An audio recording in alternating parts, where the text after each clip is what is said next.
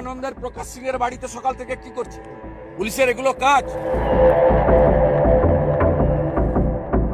এখন তো বাড়ির বাচ্চাদের পরীক্ষা চলছে, তার মধ্যে এরকম একটা ঘটনা। আজকে এক্সাম ছিল, তাহলে মাসুবিক তো হবেই। পুরো বাড়ির রুমটা তছনছ করে দিয়েছে, কাপড় টাপড় সব বার করে দেখলো, পুরো ফ্লোর। পয়েন্ট আছে কি যখন যখন ইলেকশন হয়, এটা সবসময় হয়, আজ থেকেই না, অনেক 3-4 বার হয়েছে, আর 6-7 বছরের আগে থেকেই হচ্ছে। এবিপি আনন্দের প্রকাশ সিং এর বাড়িতে সকাল থেকে কি করছে? পুলিশের এগুলো কাজ? তদন্তের আগে বাড়ি পৌঁছে গেছে। সান্টু পানকে 41 নোটিশ দিয়েছিল।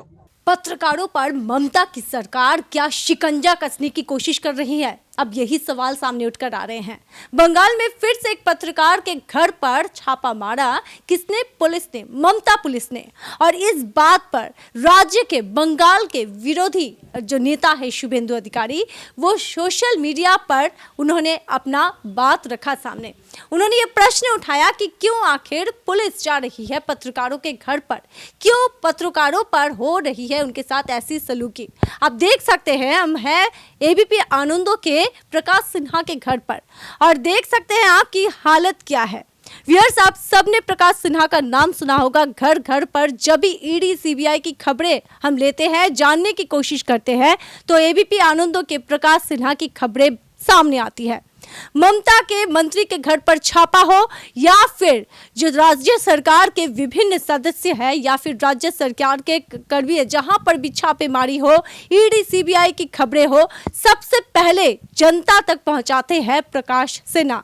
अब उनके ही घर पर ममता की पुलिस, और इसी के बाद से सवाल उठ रहे हैं। यहाँ तक कि शुभेंदु अधिकारी ने पत्रकारों के साथ सामना सामनी आकर उन्होंने ये सवाल भी पूछे कि आखिर क्यों ऐसी घटनाएं घट रही हैं, ममता की पुलिस ये क्या कर रही है। सुबह सुबह प्रकाश सिन्हा के घर पर 50 से ज्यादा पुलिसकर्मी आए, और पूरे घर की हालत आप देख सकते हैं कि क्या हो चुकी है। और इसके बाद विरोधी जो दल नेता हैं शुभेंदु अधिकारी, उन्होंने पत्रकारों के सामने अपनी बात रखी, और अपनी बात रखते हुए ममता के पुलिस पर निशाना साधा। उन्होंने क्या कहा, चलिए सुनाते हैं आपको। এবিপি আনন্দের প্রকাশ সিং এর বাড়িতে সকাল থেকে কি করছে? পুলিশের এগুলো কাজ? তদন্তের আগে বাড়ি পৌঁছে গেছে। সান্টু পানকে 41 নোটিশ দিয়েছিল। সুমনদের বিরুদ্ধে ইলিগাল নোটিশ দিয়েছে। এই পুলিশের হয়ে আপনারা বলছেন, আর আমাকে উত্তর দিতে হবে, এই সুপ্রতিম সরকার সিঙ্গুরে কি করেছিল ওখানকার লোকেদের সঙ্গে 2006 সালের সেপ্টেম্বর মাসে? মমতা ব্যানার্জি ভুলে যেতে পারে, বাংলার মানুষ ভুলে যায়নি, আমি ভুলে যাইনি। सोशल मीडिया के एक सैंडल पर भी शुभेंदु अधिकारी ने ये सवाल उठाए हैं कि आखिर क्यों ऐसी हरकत कर रही है पुलिस। प्रकाश सिन्हा के घर पर पुलिस की रेड, और इसके बाद ही शुभेंदु अधिकारी ने सोशल मीडिया एक सैंडल पर अपनी जो भी बातें हैं वो सामने रखी, और आप देख सकते हैं घर की हालत। सबसे महत्वपूर्ण बात है कि इस घर पर एक बच्ची है जो 12th की एग्जाम दे रही है, और उसके सामने ही ऐसी सारी घटनाएं घट रही है। जो इस रेड चल रही थी उसके दौरान ही उसकी तबीयत भी थोड़ी बिगड़ सी गई। अब सवाल ये उठ रहा है कि ऐसी स्थिति में कोई परीक्षार्थी हो तो वो परीक्षा कैसे दे, कैसे संभव है ऐसे माहौल में देना, जबकि सुबह सुबह दरवाज़ा खुलते ही दरवाजे पर पुलिस देखे। और ऐसी ही कुछ हालत, कुछ ऐसी ही मन की स्थिति हुई है इस घर की बच्ची पर भी। घर वालों से आपसे बात करवाएंगे कि उनका क्या अभियोग है। हमारे साथ है प्रकाश सिन्हा के घर वाले, आपसे रूबरू करवाएंगे। और हम जैसे कि जानते हैं कि आपके घर पर एक बच्ची का परीक्षा चल रहा है, तो कैसी स्थिति आज आप लोग के सामने आ गई थी? आज सुबह जब उठे तो वो बार बार बेल नॉक कर रहे थे, तो जाकर देखे तो अचानक से नीचे से ज़ोर ज़ोर से आवाज़ देने लगे, दरवाज़ा खोलो खोलो करके। तो जब नीचे आए तो देखे पूरे चारों साइड से पूरा पुलिस घेरे हुए थे हमारे घर को। फिर वो आए, ऊपर आए तो देखे सब चेक वेक किए, और हमारे घर में प्रकाश भैया की बेटी जिनका 12th है, उनका एग्ज़ाम है, वो इतनी नर्वस हो चुकी है क्योंकि वो 3 बार उसका सर घूम गया है। वो पूरा मतलब उसको हम लोग पानी वानी दिए हैं, फिर बैठा है, वो रो ही जा रही है, थोड़ा सा डर गई है अगर एग्ज़ाम उसका अच्छा नहीं जाएगा। तो ये तो आप जो इलेक्शन टाइम पे जो करते हैं, हैरेस कर रहे हैं, वो आप करेंगे ही, लेकिन उस बच्ची का क्या है जो उनका एग्ज़ाम आने वाला है, अभी मंडे को उसका फिजिक्स का एग्ज़ाम है, अभी वो कैसे पढ़ाई करेगी इन माहौल में? ना वो पढ़ सकती है, ना ही वो अच्छे से एग्ज़ाम दे सकती है। उसका तो फ्यूचर चला जाएगा। आपका क्या, आप हैरेस करके चले जाओगे। पूरा घर इधर उधर उथल पुथल करके रख दिए हैं पूरा चारों तरफ से।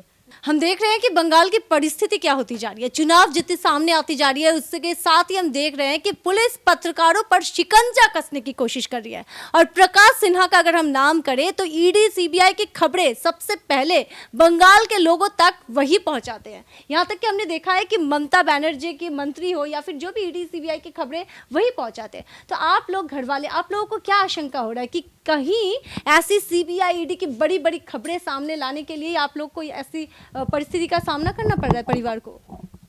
ये तो मुझे लगता है कि ये एक अच्छा है, इसी के लिए किया जाता है। जब जब इलेक्शन आता है तब तब इतना हैरेस किया जाता है।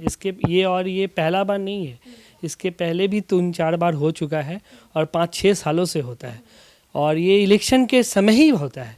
इस बार जो हुआ, जैसे कि लगा कि कोई क्रिमिनल के यहाँ पर ही ऐसा किया गया है, ये क्रिमिनल लगता है जैसे। तो अब वो सच जो है उसका काम ही यही है, यही दिखाना, ईडीआई हो, सीबीआई हो, क्रिमिनल केस हो, यही सब है। तो इसका मतलब उसको बार बार टॉर्चरिंग करना या परिवार वालों का हैरेसमेंट करना समझ में नहीं आता है। क्या फ़ायदा मिलता है उन लोगों को, ये समझ में नहीं आता। ये इलेक्शन के लिए ही होता है।